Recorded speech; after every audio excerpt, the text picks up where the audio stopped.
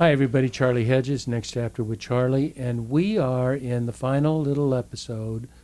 While I am in Uganda, this is episode 3, and we're going to wrap up our time of talking about the impact of the next chapter and my adventures with Wells of Life.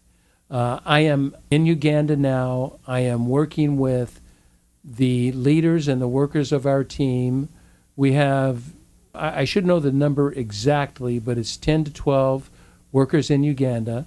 They are all African except for our deputy director, who is Romanian. There are no people from the United States running operations in Uganda except me, and I run it from the United States.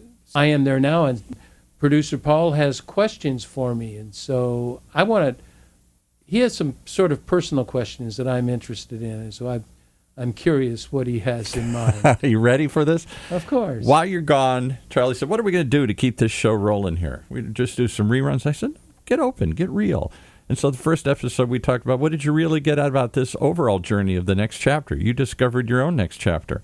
And you talked about the passion and purpose. You talked about the impact. And you talked about the influence that you feel like you're having, even at these last later stages in your life here, when normally we're in that long fade to black and it doesn't mean anything anymore. We're just getting ready for the credits to roll, if we're using a movie analogy. You have found a purpose and a passion that has renewed you in ways. I want to know what you get out of it. I know what you do, and I know why you do it, but what do you get out of this? You know, it's an important question, Paul, because I think those of us in philanthropy and giving rarely think about what we are getting out of it, and we're thinking about what we're giving and what we're accomplishing. It's a one-way gift. But yeah. Let's be real and let's be human, and we all have that small self that I call, our ego, that is selfish and self-centered and wants, what I call my 3 Ps: power, prestige, and possessions. Right. We still have that, and so there is a what do I get out of it, and I get personal reward that allows me to divorce myself from my addictions of cars and clothes and houses. Those are that's your big 3. That's my big 3, and I, it's not like I'm buying a new car.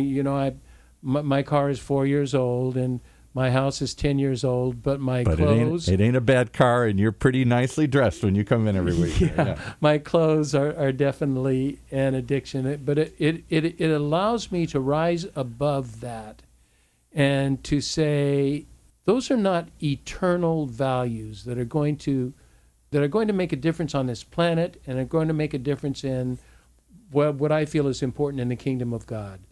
And my service to humanity fills this deep hole that is in all of us, that is a deep hole for purpose. It is a deep hole to make a difference. It is a deep hole to align ourselves with something significant. And that something significant for me has been my friends, my family, my wife, and my son are hugely important in my life, as is the charity that I work with at Wells of Life, that is so important in my life. So could it be that you found a 4th P in your search for meaning, adventure, and awe, as you say, in your search for your own next chapter? You found something beyond just power and possessions and prestige. Prestige, yeah. You found purpose. Yeah. And purpose is huge. And it's funny. How many books are written on purpose? Not written on purpose, written on purpose for a reason. They're all written on purpose or not, but the subject matter is purpose. I find there is something rather serendipitous about purpose, is that it is not something we find, and it's not even something we discover. Is it something that finds you? No, it's something we recognize. Ooh. It is already in us. Our purpose is already resident deep within us, and we then resonate with it, and we recognize, that's it. This kind of giving is it. I didn't discover it. I didn't create it. It just came along, and it sung its song. And I recognized it. I heard it. I responded. It hit a chord in me. I resonated. That answers a question that I remember asking you way back when you started this show, and you were very big on, well, just everybody should find their purpose. You know, it's like the only thing that's holding you back from your next chapter at whatever stage in life is just fear and not thinking it through enough, not recognizing the opportunities, not just being brave and going for all these things you're talking about. Just go out and do that thing that you want to do. And I said, that's real easy if you know what you want to do. Yeah. But yeah, not really everybody great. does. Well, you know, if you recall, we did quite a bit of work. You know, I did for over a year. I had a personal coach, Dina Crowder, and she was exceptionally helpful for me. Came on the show many times. Yes, yeah. and she talked about archetypes, and that each of us have 9 archetypes, and 2 of my critical archetypes were the explorer and curiosity. And the curious person. Clearly, this show, anybody who's listened to the show for more than a few episodes knows that. Yeah, all you have to do is, I tell people when they say, what kind of show do you have? And I say, well, look at the episode titles, either my podcast titles or my blog titles, and they're all over the map. It's just whatever Charlie is interested in. Whatever he's curious about. Because he's a curious person. And I think if you have... And willing to explore lots of different things like you did in the show. You weren't sure where it was going. Half the time you're not sure where the interviews are going. But you keep exploring the issue and the question and whatever breaks curiosity in your mind. And I think that's what creates this serendipitous sort of life, is that curiosity and openness to observe and to evaluate something different, something you never thought you would be interested in. I always thought I admired charities, but I never thought I couldn't see myself involved in any kind of charity. No power, possession, or prestige involved in charity work. No power, prestige, or no. None of those 3 Ps that we all strive for. And we've all been taught to do that. Yeah. You know, let's take that back.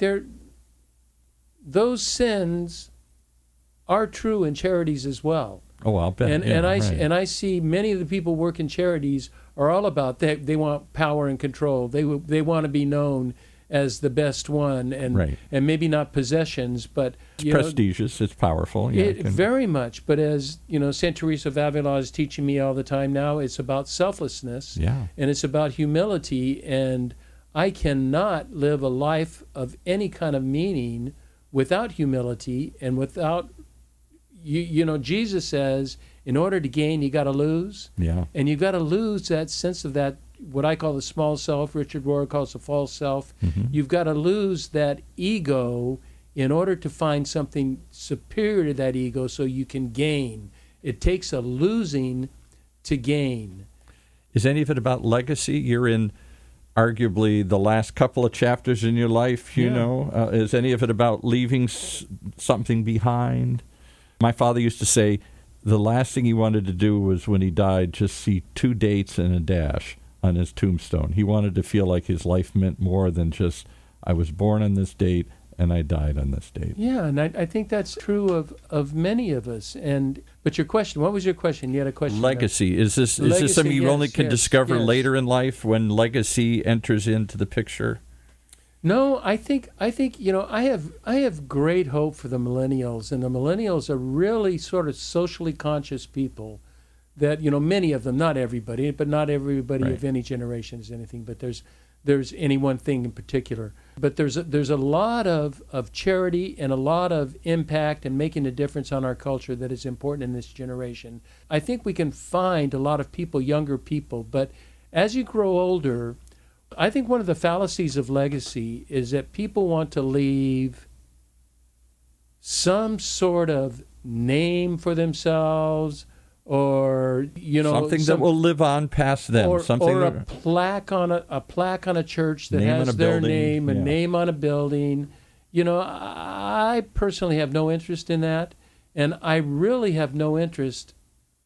Well, I could tell you this way: when I was in ministry, and one of my mentors in ministry told me, and I was thinking about leaving, and he reminded me. He says, Charlie, I want you to think of this metaphor. And he says, get a bucket of water, stick your fist in that bucket of water and pull your fist out. And as long as it takes that hole to fill with water is how long people are going to remember you. Wow. So ouch. That was not an ouch. That was an aha. What it meant was they don't need to remember me, but they can be influenced by the impact that I make on them. There you go. That's my legacy, is the impact that I make on people. And once again, I keep coming back to Wells of Life, but my opportunity to make an impact on hundreds of thousands of individual lives in Africa, of people who have an opportunity for education, an opportunity for health, and an opportunity to live a life of dignity. If I can make that kind of impact, I don't care if they know it was Charlie Hedges. That doesn't make a difference to me. I know that's between me and God. And that's the only thing that makes a difference. If I was able to leave that kind of impact, I would die a contented man. Pretty sweet to me, as another man of a certain age, that you're making all this happen at a time when we're all told, you're not needed anymore here. You're past your prime. It's over. Go home. Rest. Do nothing. Wait. I'm 71 going on 40. You are. You are. Exactly. Well, it gives hope to all of us that there's a next chapter in our lives, whatever that life is. It isn't we're not at the end of the book yet. We're not at the end of the road. It ain't over till it's over, right?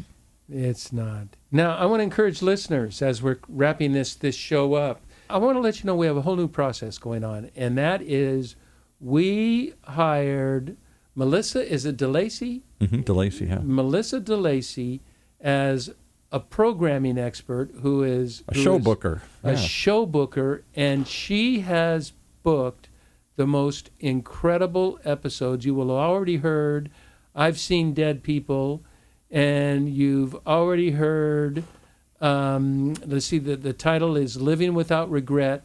And the show is making a turn, and we're really going for, there will still be several shows with Terry and I and with people that I know, but we're going for a wider new net. New authors, wider net, wider perspective. And so I encourage you to listen, because the show, I think, is only going to get better. Just like your next chapter, it's only getting better. I applaud you for taking the step, the leap of faith into this show, and being reactive and listening enough to react when you heard the opportunity and you went for it. Thank you, Paul. And to keep with it, because it ain't easy, right? It's easier to quit than it is to go forward sometimes. You know, it's easier to quit when things get tough. Yeah. That is the challenge of all of us, isn't it? Is when things get tough, we want to say, look, I just want to bail. I don't want to deal with it. But isn't that the test of faith, or the test of a marriage, or the test of any sort of belief or commitment? It's only when the going gets tough that you find out if you're really committed to this or not, and what you're made of. Such is the way of God. I want to thank everybody for listening to the next chapter with Charlie, and I want to thank producer Paul for his excellent questions in the last 3 episodes. It has been, we just did this on a wing and a prayer. And a lot of prayer, and I just had a blast. I hope you enjoyed it, and until we come to our next regularly scheduled podcast, this is Charlie Hedges signing off, and bye for now, and love to all.